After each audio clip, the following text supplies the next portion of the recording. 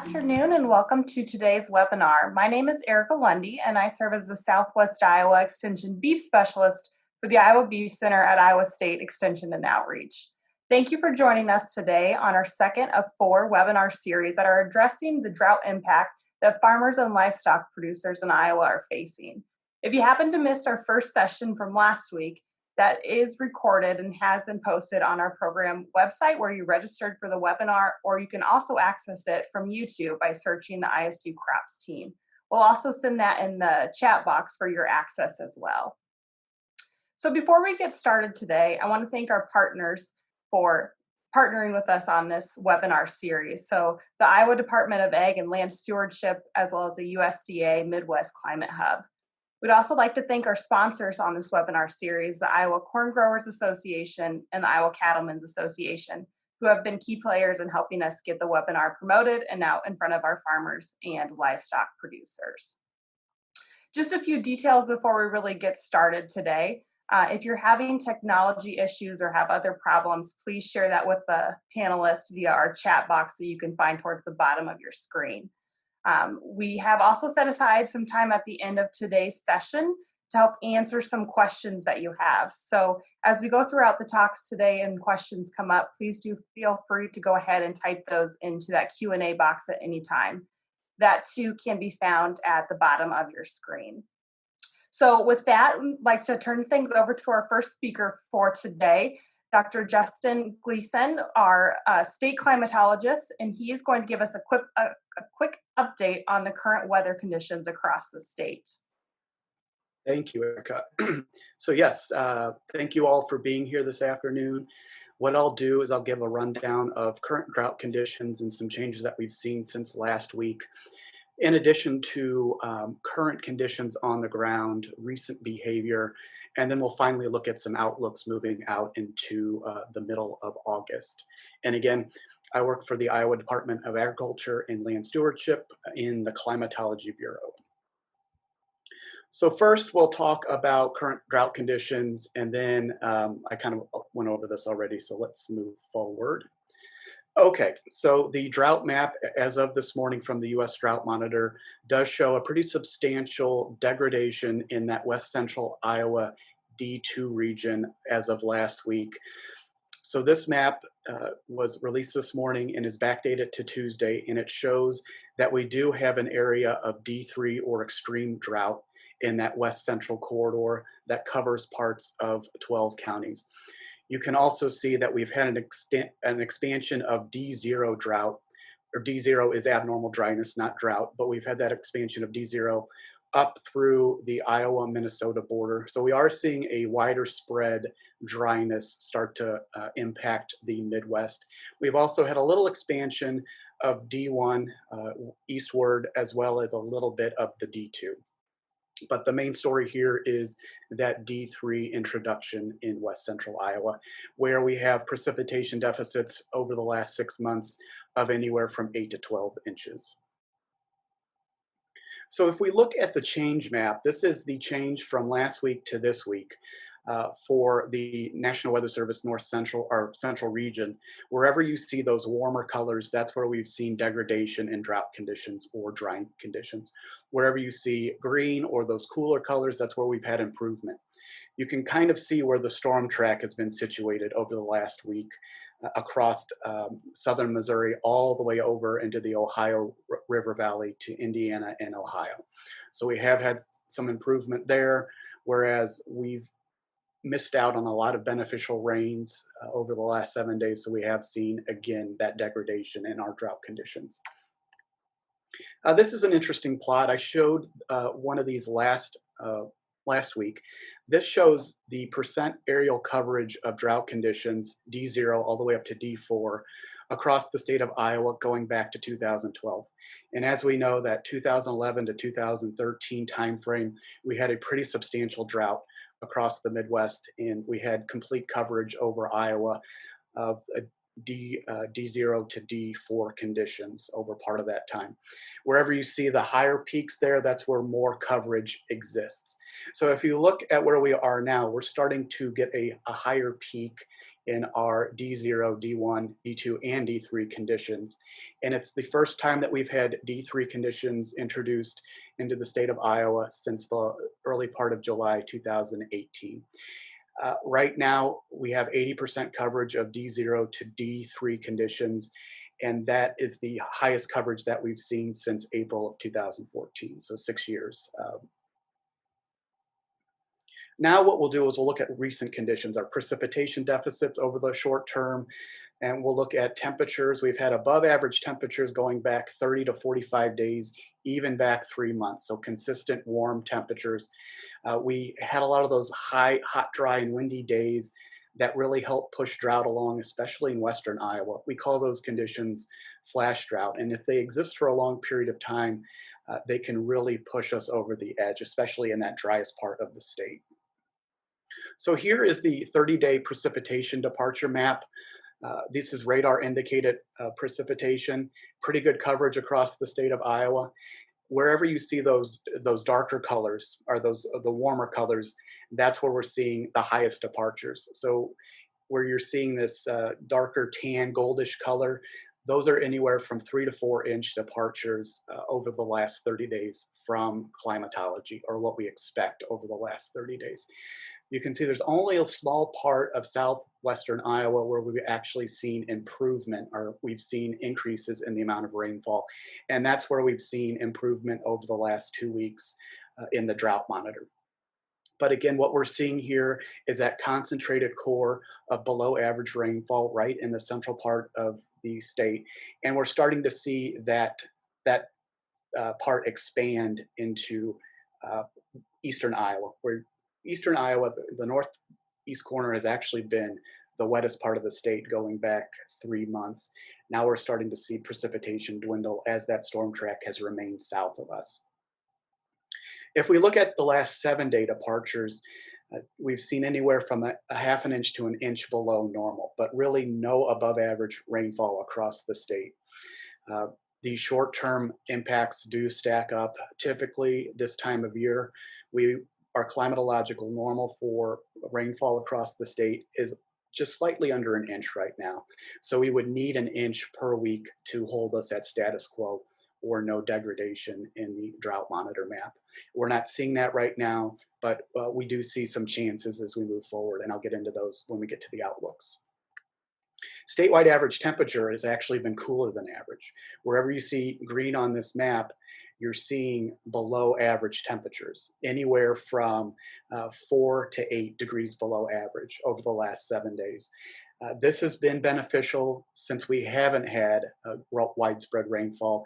It does cut down on moisture stress and already stressed crop corn and beans, but also livestock, that we're really starting to see some impacts from our producers in terms of trucking in water and keeping our cattle cool, given the warm temperatures that we've had perpetually over the last few months.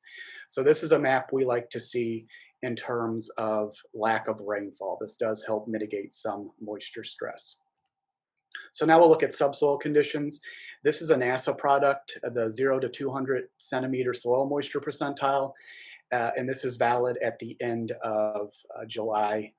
I should have updated this product, but what we're seeing there, those darker colors show the percentile of dryness that we're seeing across the state.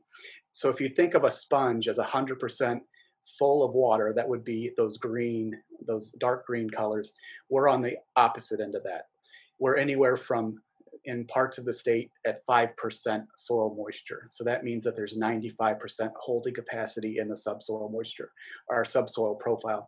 This tells us that we are really dry, and coupled with dry conditions that won't recharge the subsoil profile, that's when we start to see drought start to creep north, south, east, and west. And that's what we're seeing into Nebraska and into Minnesota. Another way to look at this is a calculated soil change. We call this the delta plot, or anomaly change. Wherever you see those warm colors, that's where we're seeing dryness since the end of May. Across the state of Iowa, we've got that bullseye there. This lends well to the US Drought Monitor map. When we talk about the Drought Monitor map, we talk about a convergence of evidence. We want all of our moisture, or as many of the moisture fields as possible, converging towards one picture, along with the lack of rainfall, as well as impact reports from out in the field. Matching all those together helps us recommend a better drought depiction to the U.S. Drought Monitor author. Okay, finally, what we'll look at are the forecasts next 7 days for rainfall, and then some short-term outlooks out to a longer-term monthly.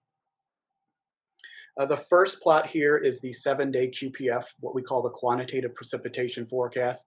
So if you add up all of those precipitation forecasts that you see on the nightly news or you read in the newspaper, we would get this plot. This is the summation over the next 7 days. Wherever you see blues here, that's upwards of a ½ inch, all the way to where you see this purple, possibly 2 inches. Now, again, this time of year, this is thunderstorm-driven rainfall, so it is spotty. Now, luckily, we had some good news in western Iowa just over the last few hours when we had a band of showers and thunderstorms actually form and produce some rainfall right in that bullseye of D3. So again, we've had some forecasting issues with our models over the past months. So hopefully we start to converge our models to get better forecasts for our stakeholders. But yes, there are chances of rain out there, especially for the drier parts of the state. Now, if we look at the short-term outlook, 6 to 10 days, this gets us out into the middle of August.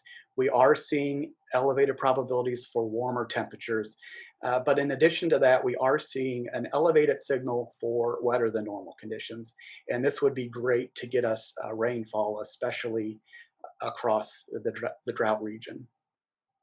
If we span out to the middle, or the third week of August, we're still seeing that elevated probability of warmer than average conditions.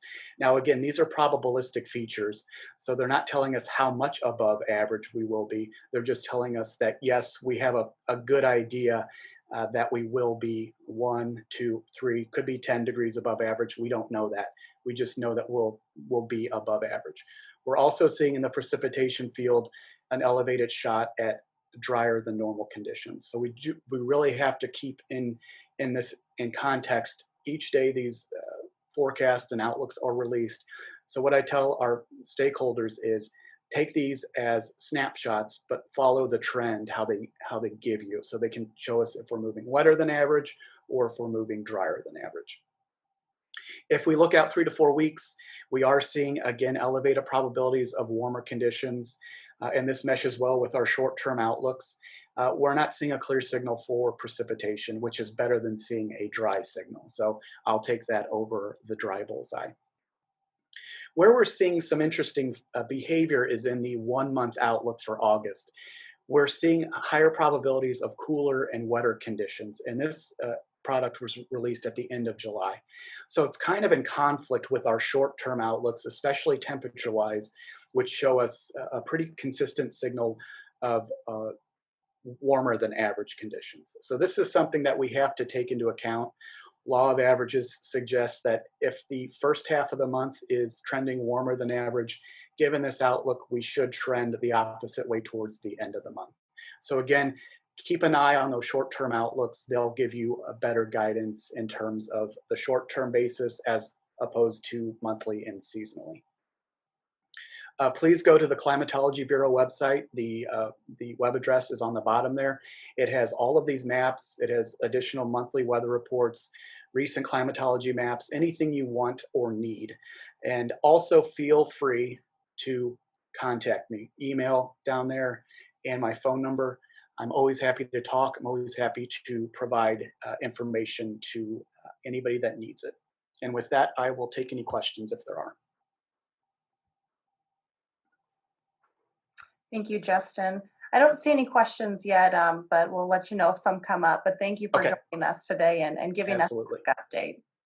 So our next speaker will be Dr. Garland Dalkey. He is an associate scientist with the Iowa Beef Center at Iowa State Extension. So Garland is a nutritionist by training, and he spent some time working in the livestock feed industry before he came to Iowa State Extension.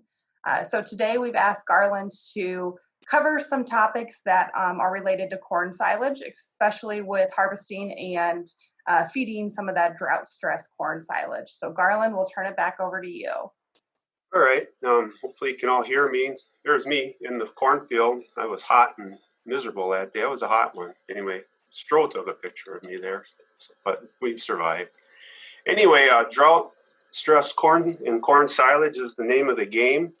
And I guess the first thing is, when to pull the trigger. When is it done? When do you give up on it? When it's brown, of course, it's done. And but there's also, these days of stress. There's a little chart there. I think the agronomists will probably get into this a little bit more. And like I say, when it's brown, it's done. There's no doubt about that, or something of that nature. But I guess the other thing is, just the days of drought stress. And there's a little chart here. I said the agronomists will maybe get into this a little bit more.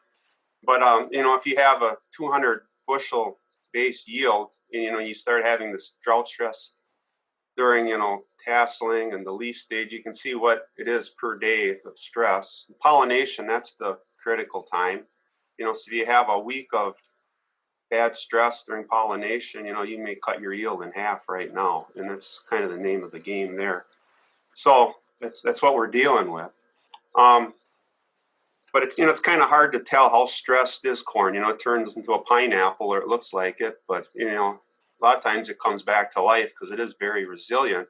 But there is a nice little thing you can do just to check yourself. It's the shake test. And if you're really gentle and you peel the husks off the cob, you'll see that the silks are there. If the silks are still stuck on the plant, it means it hasn't pollinated those kernels, and so that's a problem. Those won't make it. If it does pollinate, the silks fall off easily, and then they turn brown and you get your kernel. So I guess you can kind of double check yourself to see, what you do have expected out there. And so I said just a couple things to look at. All right. But what I'm going to really get into here is the quality, quantity, and what's it worth. That's kind of what my talk's about. And here's a slide the University of Wisconsin put out, and also the University of Maryland. They did some stuff here in drought. And there's 3 lines here: the normal yield, partial cob or partial ear, and then no ear with a really severe drought. And as you go across, you got the test weight of the grain. Okay, normal is normal. Partial ear, you don't have as many kernels, and the kernels are a little bit lighter generally. You can kind of see what that becomes, 30 to 51 pound test weights. Total dry matter yield is really the big situation. And, partial ear, you're probably reducing your dry matter per acre 24 to 50%. If there's no ear, you're going to have over 50% dry matter loss, because that ear is 50% of the corn plant. So if you don't have an ear, you're in trouble with tons of material out there. Crude protein generally is a little higher in drought stressed corn, and so that kind of helps the feeding value sometimes. Fibers, the cob does dilute the fiber from the starch, but you can see partial ear and no ear, there's not a whole lot of difference in fiber content. In vitro total dry matter digestibility is actually pretty similar across the board. NDF digestibility is pretty similar, as you can see, 54 for normal corn, 52 for drought stress corn.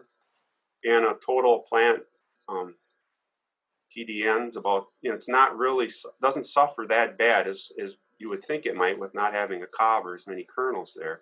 But that is kind of a saving grace with this corn silage. The big thing is that the quantity is not there. Here's a slide. It's the University of Wisconsin's milk per acre, but you could plant beef in place of milk here and it'd give you the same grid, just your numbers on the side axis would be a little different. But generally you can see the corn plant is fairly digestible, and there's a lot of the black line, you can see that there's a lot of quality there, really. It's the corn plant keeps its NDF digestibility a lot better than like a cool season grass when that's exposed to extreme heat. So that's one, I say, a saving grace and keeps the quality up.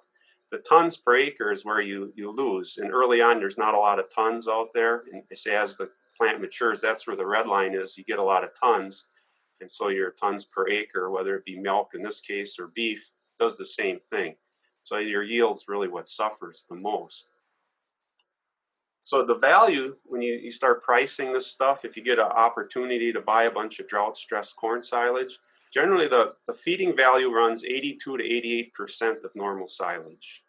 And that's kind of time proven over and over again. And that's adjusted to the same moisture. So you can kind of use that as a guideline. And I guess the other thing is, if you look back at this previous slide, if you look at like the protein, for instance, and the fiber with the no ear, that's really similar to, kind of a lower quality or grass hay. And so in a lot of cases, that hay market will kind of dictate what the price is that you can get for it. In a situation where you got just a pocket of drought, there you're a little bit at the mercy of, everybody else, because they may have enough feed out there. So then you'll probably be running that 82 to 88% of what normal corn silage is. But I say when you have these mega droughts where the whole state's affected, the hay markets will dictate it. And I say this stuff will be valued similar to what your dry hay would be, but you got to keep it at a dry basis. So if it's $30 a ton for corn silage, it's close to $100 on a dry basis, which hay would be bringing of that quality. Okay, there's a few problems though we need to contend with. Okay, pricing is one issue, and when the harvest, but if you do harvest, there's the mycotoxin issue. And when you got hot, dry weather, that's when aflatoxin seems to be the biggest issue out there. Your vomitoxin seems to be your cold, wet fall sort of situation. But when you have these drought situations, that's where aflatoxin seems to come in. And it can cause you some problems feeding this.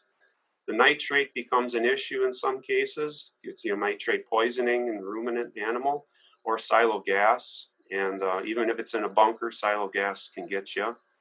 And then, of course, there's the residual herbicides that may be out there. Because a lot of times when we're looking at taking the silage off early, it gives us an opportunity to put the, cover crop in, like winter rye or something of that nature. We get some more forage.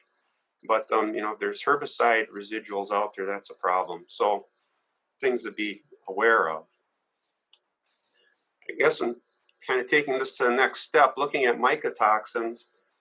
Testing is really the only way they're out there. And you can play with black lights or look for mold, but a lot of the mycotoxins you won't see. And because a lot of it's in the fiber of the plant, it's kind of hiding there. You see maybe green mold on the tip of the ear, but that really doesn't mean you're going to have mycotoxins in that mold. So it's kind of a hit and miss deal. Okay, minimum tillage does make it worse. And wherever you have minimum tillage, no-till, you seem to have more mycotoxins. It seems to go hand in hand. Or if you top dress manure, these are things that can contribute. Not always, but sometimes can. There are some feed treatments, of course. If you do find mycotoxins, they say you test for them, you find them. Everybody talks about, the clays and stuff. There's some better ones out there. And but I say each mycotoxin's got its own remedy.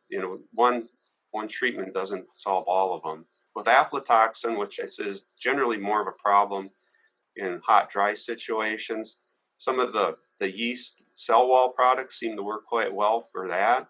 There's even ozone treatments that work for mass quantities of grain. So there's things out there that work fairly well. And I say aflatoxin, there's probably more data on that one than the other ones for treating it. There are some feed additives that we use commonly in beef rations that can cause the problem to be worse. And I guess one is ionophores, because the ionophores generally, especially if the cattle aren't used to getting them, they do tend to knock out the protozoa in the rumen. And the protozoa in the rumen are a natural remedy for a lot of mycotoxins. And so it's something to be aware of. And if you do end up with silage that has some mycotoxins in that you need to use and can use, you may want to adjust the additives that you use in the ration, because they say they can make it worse. And there's some that you can add then, of course, to make it better. I guess the other thing then I pointed out was the nitrate deal. Here's a quick summary of what to expect if you harvest this stuff for silage. If you notice, this plant here is an example. Overall, the plant was 978 parts per million of nitrate. But if you break things down, the leaf is only about 64 parts per million nitrate. If you pluck all the leaves off, analyze those. If you pluck the cob off, that's about 17 parts per million nitrate, if there's a cob there. But then if you look at the stalk, I say that's really where the nitrate concentrates, and it's at the bottom of the stalk where it's the highest. So if you take my corn stalk animation here, the top third is what, 153 for parts per million nitrate. The middle third is 803 parts per million. In the bottom third, there's over 5,000 parts per million of nitrate. So keeping all that in mind, you know, what to do, grazing, it's probably a bit touchy. You know, it's easy just chase the cows in, let them eat it, forget it, you know, but it's a little touchy. If they eat the leaves off, probably not a big deal. If they eat the stalk, it could be a big deal. So it's maybe not the best solution is to graze this stuff. Green chopping makes it worse because you got everything mixed together, and they're gonna like eating it, and they'll probably eat too much, and you'll have some troubles. Ensiling, it's probably the best option, and I say the ensiling process alone can reduce that nitrate level in the corn plant 36 to 45% if you give it time to do its thing. I say we can leave a lot of the problem out on the field. If we chop high, leave 18-inch stubble, I say that's where most of our nitrate was if we go back here. So the bottom third, I'm saying about 18 inches. So that's where most of our nitrate is. So I say that could help. The other thing is if we can chop and relative to when we get rainfall, that makes a big difference too. Generally, if you have rainfall and you chop at least 10 days after that, 14 days after that, your nitrate levels are quite a bit lower. If it rains today and you chop tomorrow, you could have some pretty extreme nitrate levels. And so keep that in mind, you know, and so just kind of, it can get you in a lot of trouble, or you can avoid a lot of trouble just by watching the weather. And then finally, you know, people do bale this stuff once in a while. There are some problems and issues there. One is it's not probably being ensiled, and so the nitrate will stay there. Okay, the ensiling is what helps get rid of the nitrate. The other thing is if you want to leave a high stubble and you try and cut it and let it, you know, for baling and windrow it, it's hard to leave that stubble there, and so that can be a problem. So I guess if it was me, I think ensiling is probably the best option to go with if you can do that. I guess just an example of that nitrate, if you left the bottom of my example, you know, if you left the 18 inches at the bottom, you know, you're going to probably leave about 30 pounds of nitrogen out in the field that, you know, your cover crop could scavenge up if you do use a cover crop. Hopefully, you know, if you plant when it rains and it works. But you can keep a lot of nitrogen out there and avoid a lot of trouble in the silo. So there's just a little bit of math behind that. And of course, there is some probably in the soil too, but this is just the bottom third of the stalk. Let's see, this 30 pounds per acre. All right, so nitrate and storage, as I mentioned, you see you can decrease that level by 30 to 45%. It takes about 3 to 6 weeks though to let that happen. So if you got to feed it right away, you're kind of out of luck there. But if you can let it sit in storage in the silo 3 to 6 weeks, you know, you start to reduce that problem. And what happens is the nitrate begins to break down. It makes, you know, nitrogen dioxide. And that's a silo gas, and that can get you in trouble. And I know growing up, I know 3 guys that lost their lives from that stuff. It's for real. And those are all tower silos, but bunker silos and bags, they makes it too. And the thing about it is it's heavier than air. It just kind of sits around the bottom. And so in the silos, upright silos, what gets people is they open up a silo door and the gas pours out on top of them in the chute and gases them. In bags, you open up the bag, you get a big whiff of it, and that's what can get you there. But so you got to be careful. I say one thing is you can see it. It does have an orange color, and it has a bleach-like smell. And it's some mean stuff. And a lot of times when it forms the nitrous oxide or acid in your lungs. And it usually doesn't happen right away. You may be exposed to it during the afternoon, and then that night when you go to bed, you wake up dead the next morning because overnight your lungs fill up with this stuff and you're in trouble. So it's something to be very careful of because it is for real. In the rumen, when you feed it to cattle, that nitrite, the NO2, by itself, it's nitrogen dioxide, but in the silo, it'll form this nitrogen dioxide. In the rumen, it breaks down from nitrate to nitrite to ammonia, and then microbial protein. The thing is, it does take a little bit of time for animals to adjust to this. I would say probably a 3 to 4 week adjustment period as you ease this into the ration. But the other thing is you also need to feed adequate fermentable carbohydrate, which would be starches like corn grain or something, to help utilize this ammonia once it does form. So just kind of keep that in mind, and your nutritionist should be able to help you with that. If he can't, I can. So just give me a buzz if you got a problem. And then the next thing is, I say there's adaptation period. You need the carbohydrate. And a lot of times you could also just dilute it with other feeds. And that's sometimes the simplest thing to do, is just dilute it with something that doesn't have a lot of nitrate. In the ration, pregnant cattle can have about 0.3% nitrate in their total diet. So I say either can dilute it down to that point, is really what you got to do, or just feed that doesn't have any more than that.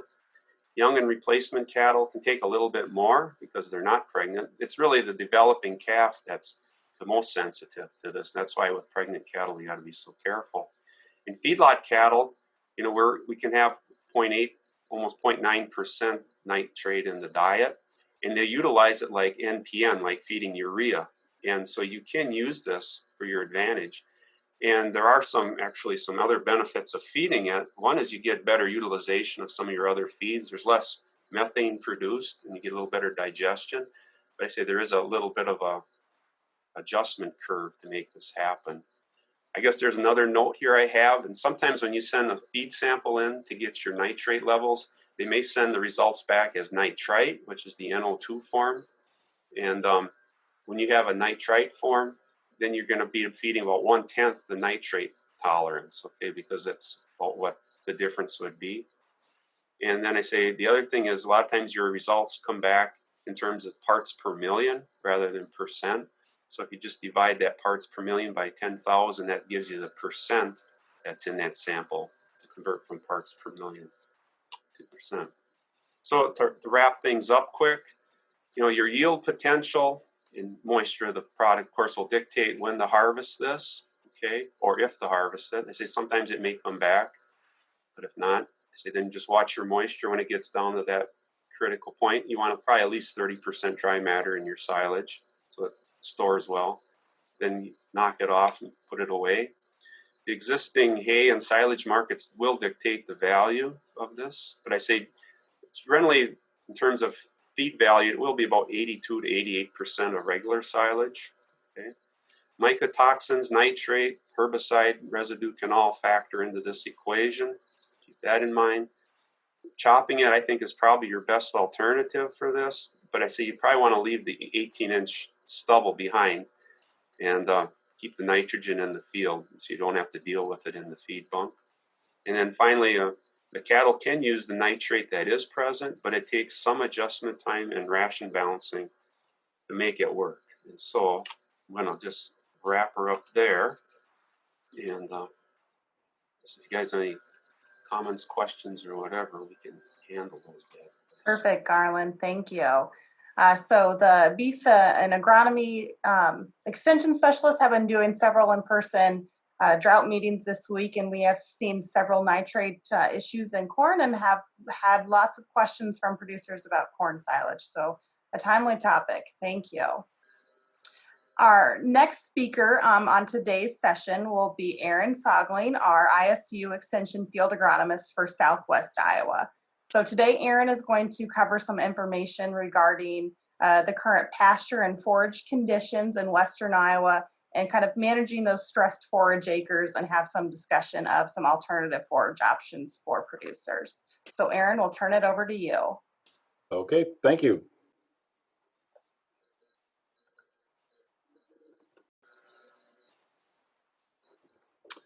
Okay, as Erica said, I'm the extension crop specialist here in Southwest Iowa, and so you can kind of roughly see the territory that I cover there.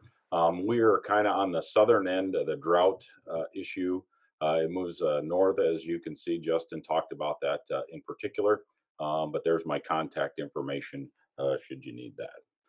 So on a lighter note, for those of you that are Ace Reed fans, that kind of stands to kind of where we're at. Grass management is extremely difficult in dry weather conditions because unfortunately there's no magic additive with the exception of rainfall. They require a lot of rest to get them back in shape. So that's one thing that we need to keep in mind. Garland talked a little bit about corn yield loss. So I'm not going to spend a lot of time on this slide here. I think he hit on that and did a real nice job with that in particular. So here's a graphical chart that you can kind of take a look, and this talks about what Garland indicated, that high yield loss at a certain time for corn. So for every grain producer out there, it's going to be different related to when did they plant their corn hybrid in particular, what type of corn hybrid that they have in particular, and when did that silking occur. And so growers are going to have to go back and kind of analyze that on a field by field basis. And I think that will answer some questions after or post harvest, why some fields performed better than others. As Justin pointed out, we had a lot of variability. I've seen that here in Southwest Iowa. It's just amazing how much difference there is in terms of moisture, say even just a mile between fields. And I think you're going to see that when we look at pasture conditions in particular as well. So how do we actually lose the yield? We all know that it's dry and it's a moisture stress. And so, well, obviously you don't get the moisture, you don't get the yield. If you break that down, one is poor pollination. Hybrids today, I will tell you, have advanced to the point where the pollination portion of it is probably better than your grandfather's hybrids.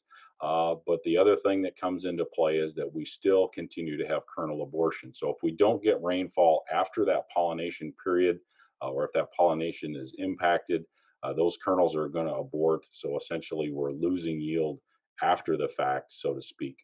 The other thing is kernel size. That will come later in the growth period for corn in particular.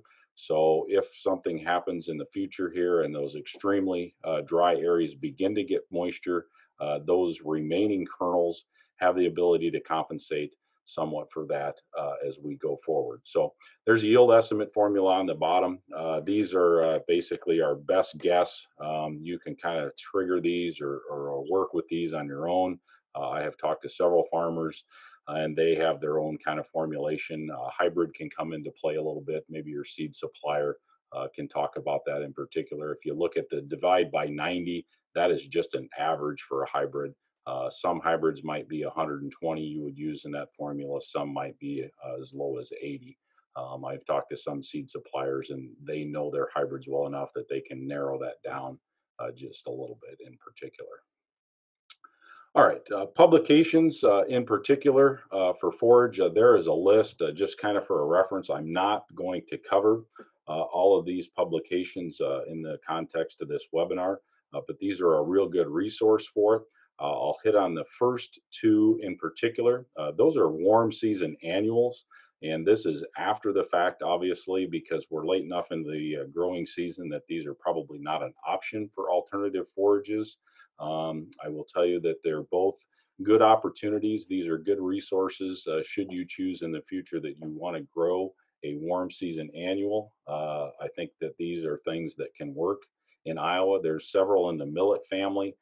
You can get these probably in 60 to 90 days. You can have a usable forage for your grain setup or for your livestock. Sudan, that's another one. It talks about sorghum Sudan grasses, the difference in these, and it talks a little bit about the varieties in particular. The other one is frost seeding, and this may be an option. I'll talk a little bit here in just a few minutes about frost seeding, and this might be an option for several producers as we look at some of these pasture conditions that have deteriorated to the point where we're not really going to get a lot of growth or fall improvement with that, and we're looking into 2021. What can I do to increase my productivity and maybe maintain my stocking density or maintain my cow numbers if I'm in a really dry areas in particular. I'll talk a little bit about fertilizing pasture, then hay and pasture winter injury. That's a tool that we're probably going to look at early next spring. I would anticipate in those areas that don't get a lot of rainfall between now and fall that is going to be an issue in particular, especially on legumes. If we don't get some relief For some of those, we want to be hypersensitive to our last cutting of alfalfa in particular. Then I'll talk a little bit about the growth of these plants and kind of why they act the way that they do outside of, obviously, they're short of moisture. We know that. And then the last one, I won't spend much time on that. That's just different forage species. I get a lot of questions in drier years about different forage species, and to be honest, in Iowa, that's very difficult. We kind of have to run with the species that we have if you're not going to consider something like the millet or the Sudan family in particular. So, pasture management, what do we do? We already had a question in the chat box that talks about that. The answer, I guess, is rest. That is easy for me to say, but ultimately, when we look at grass in particular, they are not very drought tolerant. Most of the grass species that we have here in Iowa, there are lots of those are bunch grasses, so things like orchard grass, they're cool season grasses, hence the name cool season. They typically do not like July and August. And so the only thing we can do with those most of the time is rest them over a period of time. Sod forming grasses are going to be things like brome grass. And so brome typically and bluegrass are the two that we have. Most of you know or are aware that if you have heavy bluegrass pastures, that they have probably been dormant for an extended period of time. The upside to that is that once they go in a dormant phase, they will rest or they have the ability to come back with necessary rainfall in the future. So they go into a dormant phase. It's not very good in terms of we get no feed value from that whatsoever for livestock. So we're probably going to have to find alternative feed sources for them while they are in that dormant phase. Top growth is equal to root growth. What I mean there is those of you that have the ability to rest those areas, say you have 6 inches of growth, that is the ability that you have of the root system to regenerate from. So if we are in a situation where we have pounded those pastures into the pavement so they look like asphalt, it is going to take a longer rest period for them to recover. So going forward, fall growth, so the first 1 or 2 inch rain that we do receive is probably going to not be as beneficial for grasses that are, say, sub-inch tall, as opposed to those that maybe have 2 to 3 inches or maybe possibly 4 inches of growth. All right, legumes are more drought tolerant, so things like clover, alfalfa in particular, which would predominantly be most of the legume species that are available in Iowa. They are more drought tolerant. However, the production is very limited on those. The other thing that we see occur frequently is weed management becomes a real challenge, especially in the month of August. Those of you that have been out in your pastures that are kind of burned up, we see lots of different particular weeds. The things that take over are biennial type species. I'll just mention one, that's Queen Anne's lace, that we see quite frequently take over under drier conditions. And so weed management going into the fall or early next spring, depending on what your herbicide choices are, make sure that you're conscious or aware that that might be a management expense that I hadn't planned on that you may want to give thought to in particular. Fall fertilizer, this can be beneficial to get some additional growth, but I will tell you, obviously, you're going to have some rainfall to get that activated. So we're going to have to look for those opportunities that arise that we have some potential to get moisture, to get that activated. And so those are the things that we're going to want to look at. Fescue management is a real challenge in dry years. I've seen several producers that do a great job of managing fescue in their pastures, and we get a year like 2020, or those of you that went through 2012, and fescue becomes very, very aggressive in those areas. And so I can increase the amount of fescue in my pasture. And so we want to be sensitive to that and understand that we want to manage that fescue toxicity, particularly later on. So what I've seen occur occasionally is those cattle go out there and they'll graze all the beneficial grass. Fescue will be left. This can get basically sometimes if you have high fescue infestations and we have cattle that have not been exposed to fescue in the past, they will go after that because that's the only thing green and growing in the pasture. And so we may have issues in going into fall into looking at that as well. Okay, talk a little bit about grass growth stages. So the figure that you're looking at, when we talk about grass, we have the vegetative stage, and so that is the most palatable and that is the most beneficial for livestock to consume. We'll go into the elongation phase, and so that's where the internode length becomes significantly longer. That's what gives us the growth, if you will, on a grass species. And so then it will basically transition from there into the reproductive phases. So if I look at pastures around, oftentimes this time of year, what I'll see is the fescue is in the reproductive phase because the cattle have ignored it to the point where it has not been palatable. So now we're stuck with fescue. And once we get into the reproductive phase, we know that that is going to cause us some problems with endophytes in the future. So those are basically how it's actually going to work. And so from a rotational perspective, you want to try to rotate through the vegetative phase of that grass. And this will hold pretty well true for most of the grasses and the grass species that we have in most pastures in Iowa, whether that's bluegrass, brome grass, orchard grass, occasionally maybe timothy or something like that. But that should get most of the grasses that we have. Alfalfa management in a dry year, there are a few things that we can do. One we'll notice is that the stem internode length is reduced, and so therefore that gives us that shorter height. What has compounded the issue this year is particularly as we had an extremely cooler than average May. So our first crop alfalfa was much shorter, if you will note, and that we therefore got less tonnage. And so that is going to be a little bit of an issue.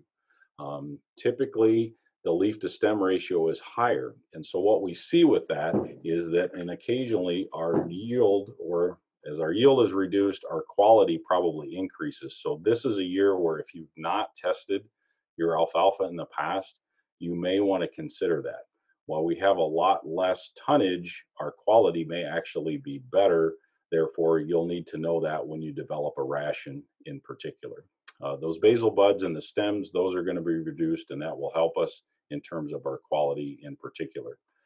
The nitrogen stem ratio is going to be a little bit higher, and so it's possible that we have a little bit lower crude protein. And now these would be in areas that are probably in that extremely dry area that we get to in particular. So harvest management. So what can I do? So as a general rule of thumb, kind of in the rough range is somewhere around that 10-inch height. So if we do have harvest fields or alfalfa fields that are 10 inches or less, you can actually just leave it. What will happen with the alfalfa plant at that point is it will go into the reproductive phase. Once it goes through full bloom, it will actually set seed. And once we have moisture to resume, it will basically just kind of take right over. And then as we get new growth from that alfalfa, then we can go ahead and harvest that later on in the growth cycle. All right. So we'll just let the new growth continue to grow through that extremely short alfalfa that we have. If you're greater than 10 inches and, while the tonnage may not be there, you're going to want to try to basically allow that plant a little bit later in particular. So we're going to probably go into the full bloom phase before we cut that to get some additional growth. While our quality goes down a little bit when we get into the late bloom, that's traditionally not when we like to harvest alfalfa, but that additional tonnage is probably going to offset that a little bit for us in quality. And if we're testing our alfalfa, we can coordinate that later on in the ration for us as we begin to feed that.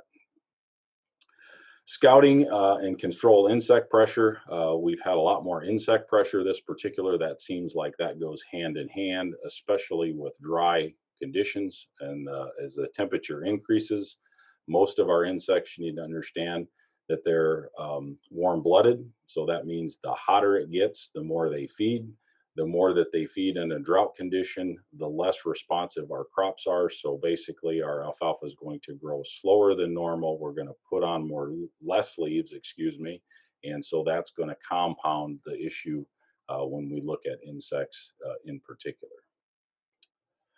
New seeding of alfalfa. These are really trying times. If you seeded alfalfa in the spring of 2020, the thing that you probably need to take into account is I would try to avoid harvesting it. They do not have any root reserves to survive through the winter. And so we want to be really cautious of whether we want to begin to harvest anything from those new seedings in particular. If you have simply no choice other than to harvest it, you are at the time frame where you really are probably going to want to do that here basically immediately, because we need at least 6 to 8 weeks prior to a killing frost so that they have any type of reserves whatsoever. So as we cross the threshold here into August, you can all do the math on that and realize that we're really in a vulnerable time if you're considering to do that. All right. So if you wait, the other option is to wait until it actually won't grow at all. So once we get into fall, and if it's extremely cold and we know that it's basically not going to grow any longer, then you could go ahead and cut it at that point in particular. Just be aware that it's probably going to be susceptible to winter kill if it is extremely short, probably less than 6 inches. That's going to basically be a detriment in the future of that stand in particular. Options that you might have, possibly to interseed some grass if that's an opportunity for you, if you're okay with a grass alfalfa mix. Adding additional alfalfa can be done in a seedling alfalfa, but not in a mature stand of alfalfa. So legroom growth, as we look at that, this is going to be a little bit different than what we see with the grass in particular. And so obviously once we let that flower out, we're going to get an additional growth from that. If you look at this picture on the screen, we have the crown of the alfalfa plant. So like I had talked earlier, if we go ahead and let that flower out and let that set seed, we'll get additional growth out of the crown on them really short extreme alfalfa stands that maybe are less than 10 inches. Fall nitrogen, if that's an oxygen, you got to ask yourself, well, if it's really poor, should I put a lot more on? I think that all depends. I tell people, can you use it? It's a grass, so it will respond to the more nitrogen that you apply to it. However, you have to ask yourself, are you just wasting it or are you using it? My opinion basically is probably about 40 pounds. It depends on the rainfall. With the nitrogen form that we use, typically in pastures, it's going to be urea or dry urea. And sometimes it'll be used with the term coated, and that's a urease inhibitor, and that's going to basically try to prevent volatilization of that in particular. Ammonium sulfate can be used if you can find it. It's probably one of the best forms because it's not going to be susceptible to volatilization like urea. Please do not confuse ammonium sulfate with ammonium nitrate. They are separate products. All right, ammonium sulfate is typically what you buy when you use a herbicide, and it comes in those white 51-pound sacks. So how much can you graze? If you get some growth going, Kentucky bluegrass, probably later in the season, like I said, is about 40 pounds. If you have a good cool season, brome grass, orchard grass pasture that had a little bit of rest and there is some growth out there, maybe you might be able to use about 60 pounds or so.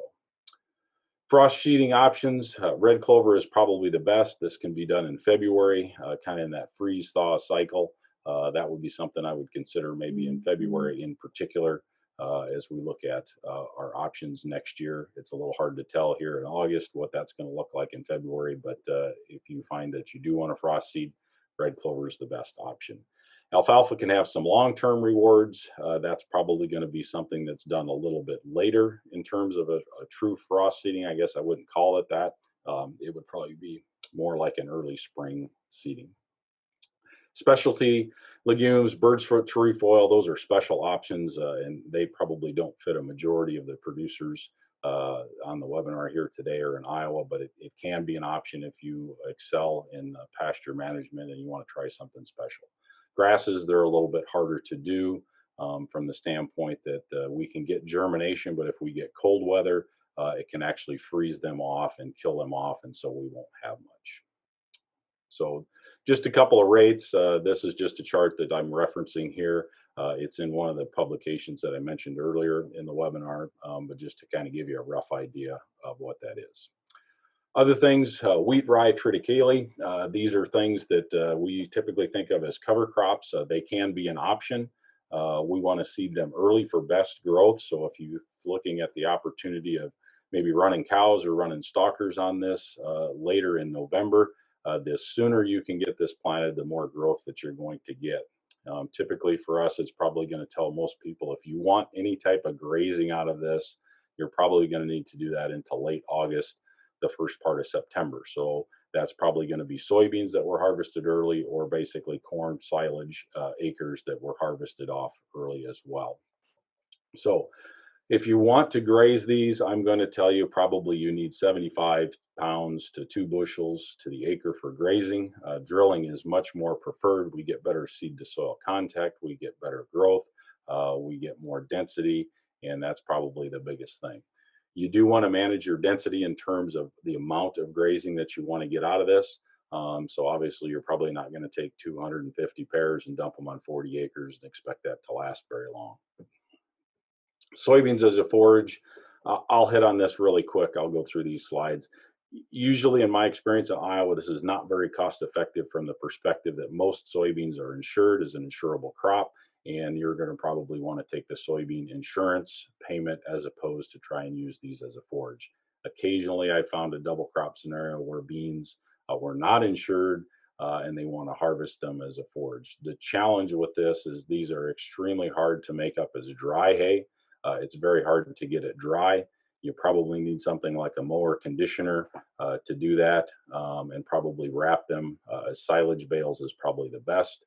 Harvesting, we typically want to harvest it earlier than we know if it's going to make a good crop or not. And the reason is because most of the forage is going to be as leaves. So as you can understand, as that crop matures in particular, we're going to lose those leaves, and once we start losing those leaves, then we're left with pods, and we're also left with the stem. Warm season annuals, this is kind of be the last slide I've got on here. We need rain to establish those, and so usually it will take 60 to 70 days to harvest.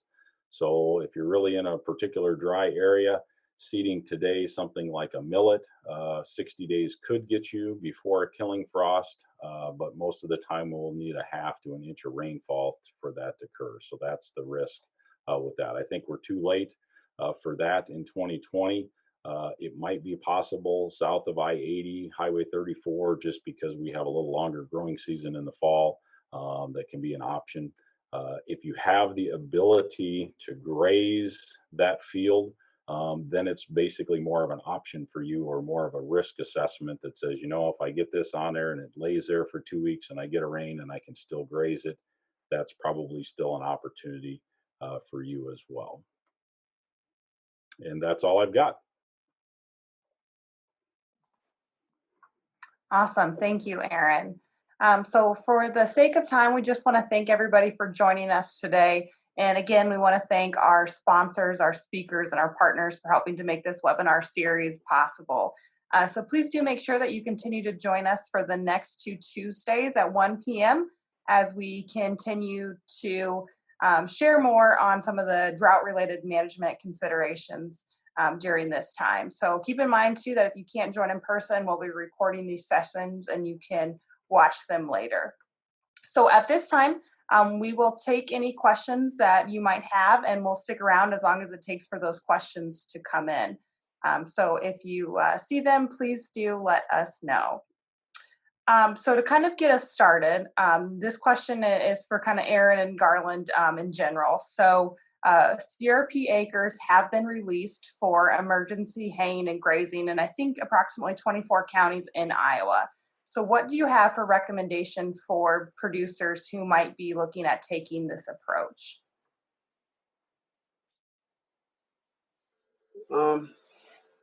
Well, with the CRP acres, one nice thing that happens is, you know, the stuff is kind of stiff and junky, but if we do get any rain underneath it, you're going to get new growth, and then you get some new forage coming up.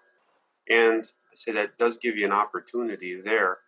And I say it does give you an opportunity to rest your pastures. You can get cows off of one place and maybe put them somewhere, or just feed them in a dry lot, until things heal up. I guess that's something to consider. As long as but you have able to harvest it either with cows directly or with machinery. You can get some nitrate in some of those weeds, so that's another issue. If it's just grass, it's probably not a big deal. But if there's a lot of other odds and ends out there and the cows are hungry, they can get into, well, like red root pigweed. There you get nitrate problems real easy if we get some rain and we chase them in. Then you get other stuff, some like the nettles and some of those, you can get some other issues, kidney failure in cattle. So we do got to be careful when we do graze some of those weeds. So something to be aware of. Yeah, as Garland pointed out, there's some nutritional things related to the type of CRP. So you want to take that into consideration. The other thing I'll throw out, maybe not necessarily related to CRP, but if you're getting hay or you're purchasing hay from an unknown source, depending on what that was sprayed with, we can have some carryover that will pass through cattle. So when that manure is spread on later on to the year, if we used products like picloram, was applied to that, and we feed that to cattle. We clean that lot out the next spring. Wherever we go, those soybean plants are going to be susceptible to that carryover. I've seen that occur on occasion going forward. All right, thank you guys. So Garland, this next question is relating to nitrates and taking it a little bit step farther from what we talked about. So what's the best way to test for nitrates, when and how? And then if we do have a corn silage or another feed stuff that comes back high in nitrates, what's the best way to still utilize that feed stuff? Okay, well, there's some quick tests that you can use. And I guess all our beef field specialists have it. And it's kind of a quick test. It kind of tells you if there's any there or not. Erica, you may remember what that's called. It turns blue when you put the stuff on. But I say that just tells you if there's some present or not. Really the best thing is just to get a sample of the silage. Or if you don't make silage, just go out there with your weed whacker or your hedge trimmers, chop up a bunch of pieces, put it in a bag, and send it off to a commercial feed testing lab like Dairyland Lab, Rock River Lab, whoever you want to pick. A lot of them will do it for you. And I say the thing is they'll give you results, and it usually comes back parts per million nitrate. Sometimes it's nitrite. I say if it's nitrite, it's 1/10 the tolerance of nitrate. So just kind of keep that in mind. But I say then at least you know what you have. And if it hasn't rained for a long time, you take a sample, it's probably not going to be too bad, because usually if you harvest this 10 days after rain, the nitrate kind of goes away.